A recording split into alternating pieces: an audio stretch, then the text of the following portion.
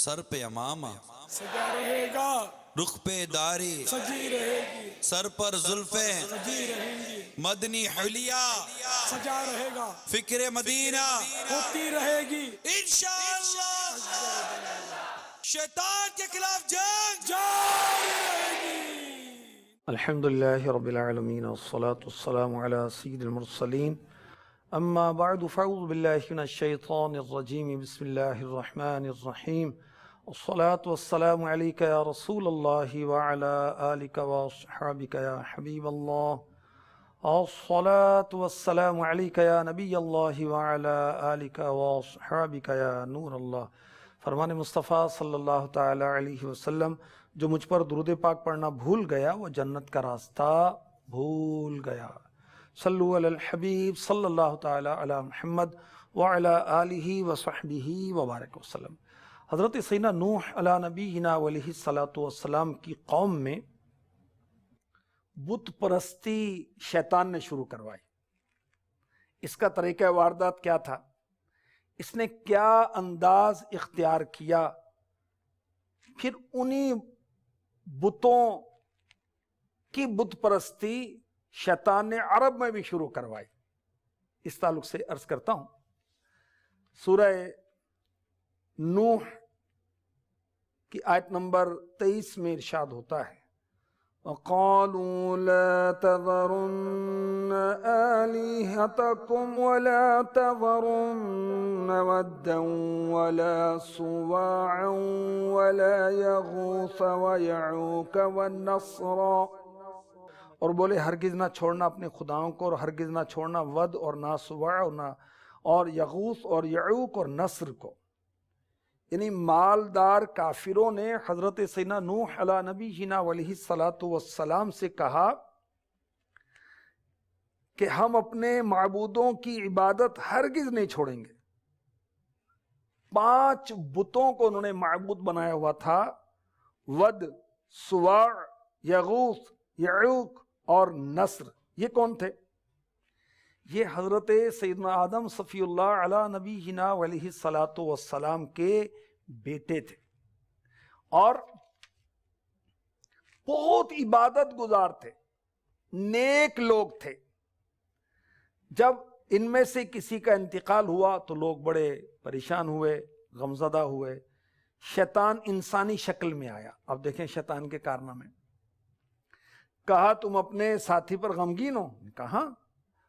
کہا تمہارے لیے اس جیسی تصویر بنا دوں جسے تم نماز میں اپنے سامنے رکھ لینا، تمہیں اپنا رفیق یاد آ جائے گا، اپنا ساتھی یاد آ جائے گا، تمہارے دل کو سکون اور اطمینان ہوگا۔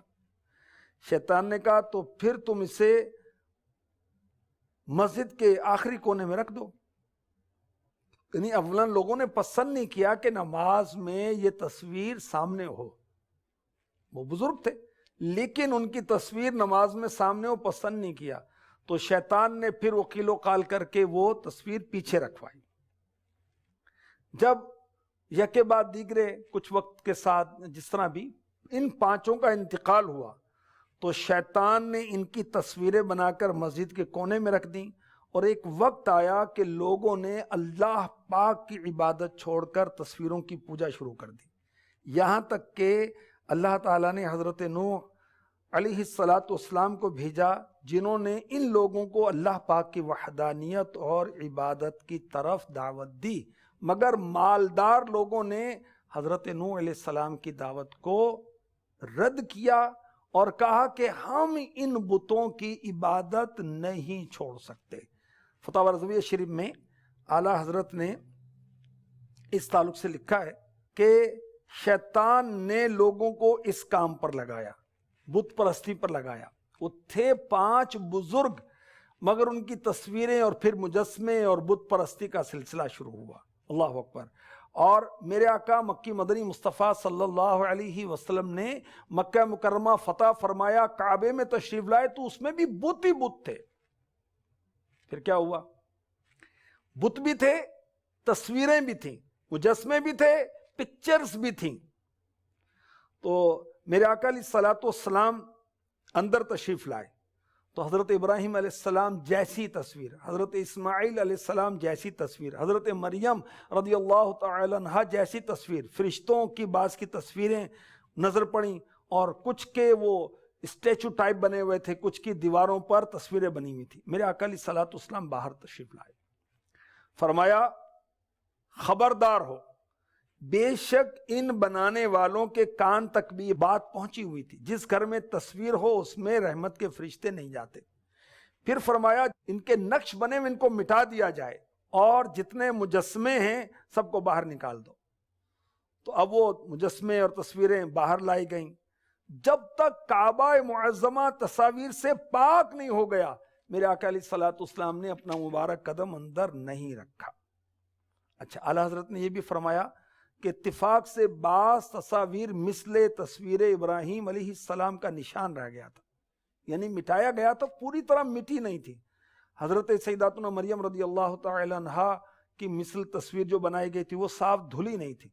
تو ہمارے پیارے آقا مکی مدنی مصطفیٰ صلی اللہ علیہ وسلم نے حضرت اسامہ بن زید رضی اللہ تعالی عنہ سے ایک ڈول پانی منگوایا، اور بنفس نفیس خود کپڑا تر کر کے ان کے مٹانے میں شرکت فرمائی، اور فرمایا اللہ کی مار ان تصویر بنانے والوں پر۔ تو بت پرستی کس نے شروع کروائی؟ شیطان نے۔ کیسے شروع کروائی؟ پہلے تصویر اور پھر بت، اور استغفر اللہ پھر بت پرستی۔ اور اب بعض لوگ علم دین سے دوری کی بنا پر اپنے گھروں میں پیر صاحب کی تصویر لگائیں، پڑھے لکھے ہوتے ہیں، آفیسر ٹائپ بھی ہوتے ہیں، لیکن وہ لگائی ہوتی، اور نمازیں بھی پڑھتے ہیں، سب کچھ کرتے ہیں۔ تو یہ درست نہیں ہے۔ بزرگوں کی تصویر، غوث اعظم کی تصویر، اپنے پیر کی تصویر، خواجہ غریب نواز رحمۃ اللہ تعالی علیہ کی تصویر، یا اور تصویریں وہ مجذوبوں کی اور ان کی، تو یہ بزرگوں کی تصاویر کے ذریعے ہی شیطان نے بت پرستی شروع کروائی تھی۔ بھئی کوئی کیسا بھی بزرگ ہے، ان کی تصویر لگانا جائز نہیں ہے، نہیں لگانا چاہیے، اس سے بچنا چاہیے۔ اور یہ کام کس نے شروع کروایا؟ شیطان نے، اور شیطان کے خلاف جنگ جاری رہے گی۔ اچھا، آپ کہیں کہ مدنی چینل پر بھی تو یہ صاحب آ رہے ہیں اور تصویر بھی آ رہی ہے، تو بھئی یہ تصویر نہیں ہے، یہ مثل عکس ہے، کہ جیسے شیشے کے اندر آپ اپنا چہرہ دیکھتے ہیں، وہ پکچر نہیں ہے، وہ آپ کا عکس آ رہا ہے۔ اسی طرح مدنی چینل کے بارے میں امیر اہل سنت نے بارہا ہمیں سمجھایا ہے۔ شیطان کس طرح برباد ہوا، اللہ کی بارگاہ میں کس طرح یہ رد کیا گیا، اس تعلق سے میں آپ کو سورہ حجر کی کچھ آیات اور ان کا ترجمہ اور مختصر تفسیر بھی عرض کرتا ہوں۔ پارہ 14 ہے، فَإِذَا سَوَّيْتُهُ وَنَفَخْتُ فِيهِ مِن رُّوحِي فَقَعُوا لَهُ سَاجِدِينَ۔ تو جب میں اسے ٹھیک کر لوں اور اپنی طرف کی خاص معزز روح اس میں پھونک دوں تو اس کے لیے سجدے میں گر جانا۔ آدم علیہ السلام کے جسم مبارک میں روح جب پھونکی جائے تو اللہ تعالیٰ فرشتوں کو فرما رہا ہے تم سجدہ کرنا۔ فَسَجَدَ الْمَلَائِكَةُ كُلُّهُمْ أَجْمَعُونَ، تو جتنے فرشتے تھے سب کے سب سجدے میں گر گئے، الا ابلیس، سوائے ابلیس کے، ابا ان یکون مع الساجدین، اس نے سجدے والوں کے ساتھ ہونے سے انکار کر دیا۔ تو حضرت آدم علیہ السلام کو جو سجدہ ہوا یہ تعظیمی سجدہ تھا، ٹھیک ہے؟ ہماری شریعت میں تعظیم کا سجدہ بھی حرام ہے، اور عبادت کا سجدہ تو صرف اللہ کو ہی روا ہے۔ اچھا، اگلی آیت میں ارشاد ہوتا ہے، قال یا ابلیس ما لک الا تکون مع الساجدین، اللہ نے فرمایا اے ابلیس تجھے کیا ہوا، تو سجدہ کرنے والوں کے ساتھ نہ ہوا۔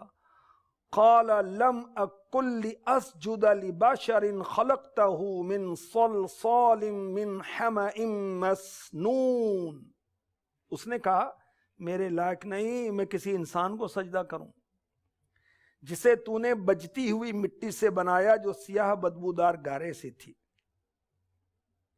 تو شیطان کی مراد کیا تھی کہ میں آدم علیہ السلام سے افضل ہوں، آدم علیہ السلام مٹی سے، میں آگ سے، تو آگ مٹی سے افضل شیطان کے گمان میں، مگر خبیث مردود شیطان یہ بھول گیا کہ اللہ جس کو فضیلت دے وہی فضیلت والا ہے۔ آگ کیا ہوتی ہے؟ مٹی کیا ہے؟ اللہ جس کو فضیلت دے۔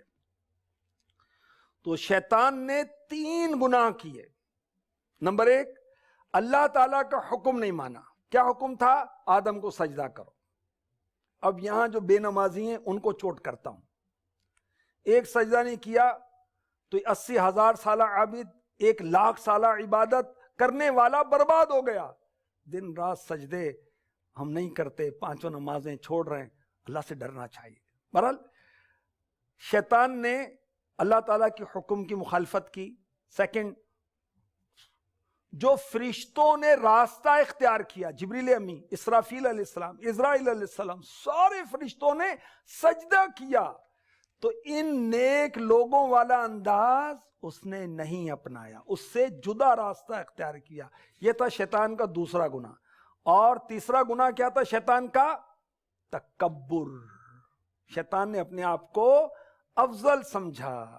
تو ہمیں بالخصوص ان 3 گناہوں سے اور بالعموم ہر گناہ سے بچنا ہے، کیونکہ ہر گناہ جہنم کی طرف لے جانے والا ہے۔ اللہ کی پناہ، اللہ تعالیٰ کے حکم کی مخالفت نہیں کرنی۔ جو اللہ کا حکم ہے، اللہ تعالیٰ نے نماز کا فرمایا، ہم نے نماز پڑھنی ہے۔ زکوٰۃ کا حکم دیا، بالکل بجا۔ ہم بندے کا کام یہ ہے کہ بندگی کرے، ٹھیک ہے۔ شراب کو حرام کیا اللہ نے، اس کے حبیب نے، تو اب حرام ہی ہے، ہم مخالفت نہیں کریں گے اللہ کے حکم کی۔ اور دیگر معاملات میں غور کر لیں، شیطان نے نیکوں کا راستہ چھوڑ کر اپنا الگ سے راستہ بنایا، سب سجدہ کر رہے ہیں اور یہ اکڑا ہوا ہے۔ تو ہمیں اللہ کے نیک بندوں کا راستہ اختیار کرنا چاہیے، ٹھیک ہے۔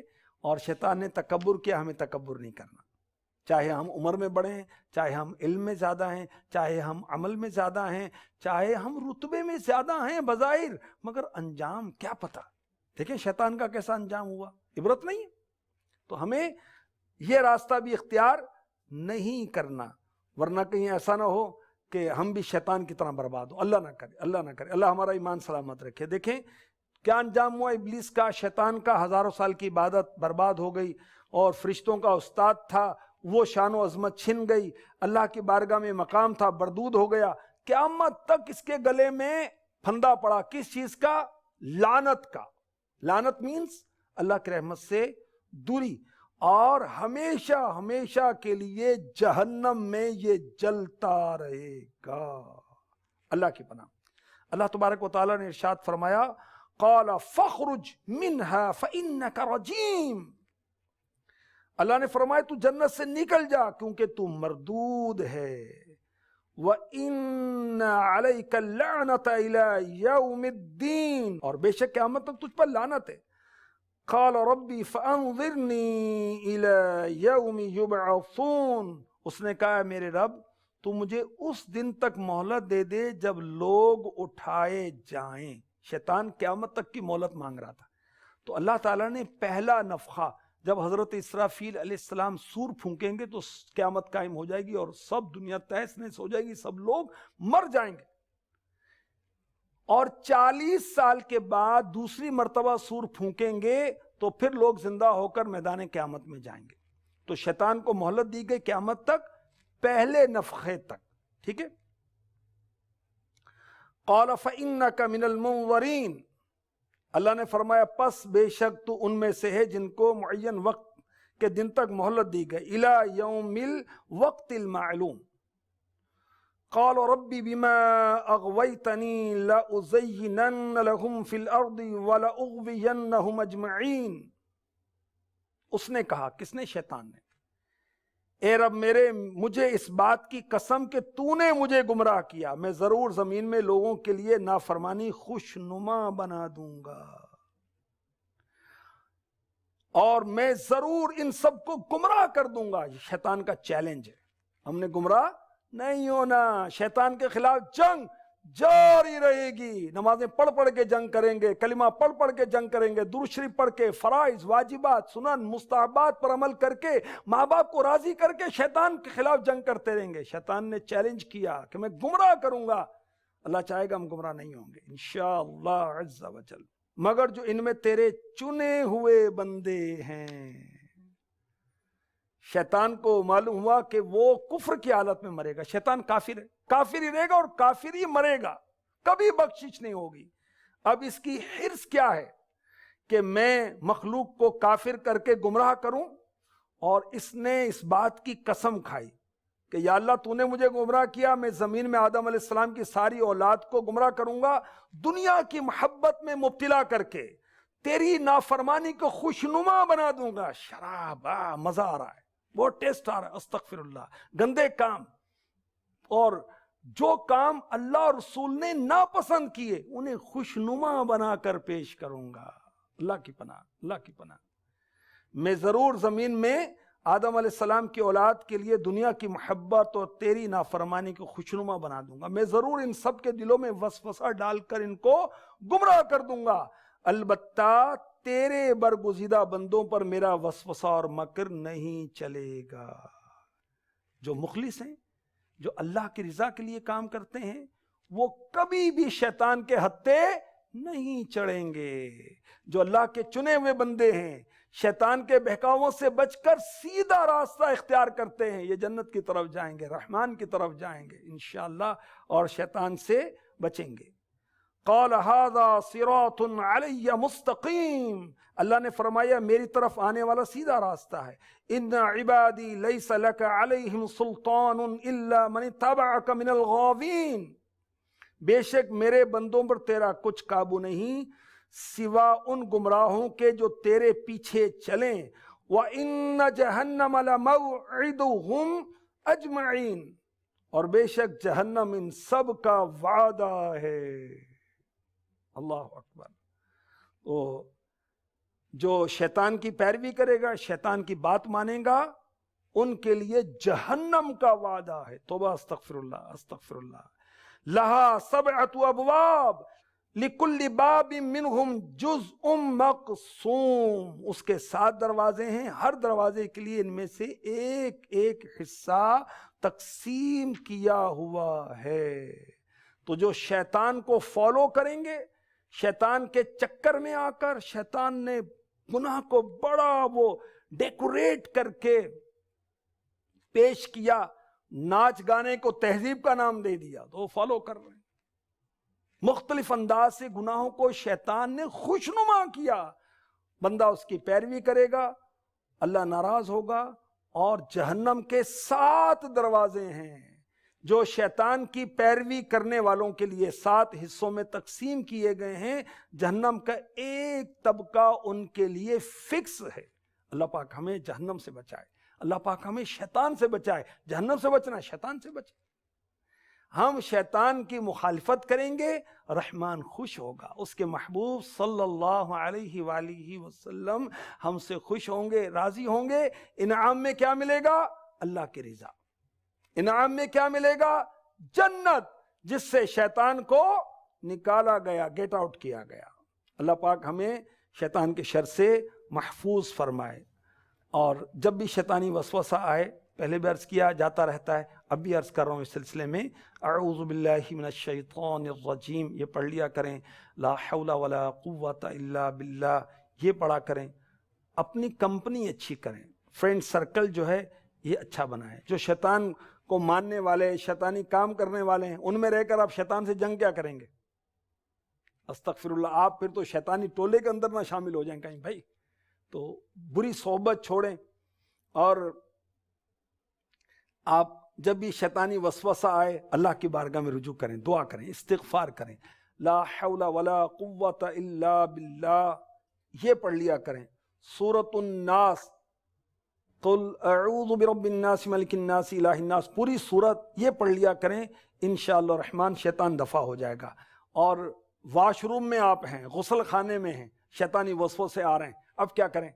اب فقط بائیں شولڈر پر, لیفٹ شولڈر پر 3 بار یوں کر دیں شیطانی وسوسہ دفع ہو جائے گا انشاءاللہ الرحمن. اللہ پاک ہمیں اپنی امان عطا فرمائے. آمین بجاہ النبی الامین صلی اللہ تعالی علیہ وسلم. سر پہ امامہ سجا رہے گا رخ پہ داری سجی رہے گی سر پر زلفیں سجی رہیں گی مدنی حلیہ سجا رہے گا فکر مدینہ ہوتی رہے گی انشاءاللہ. شیطان کے خلاف جنگ جان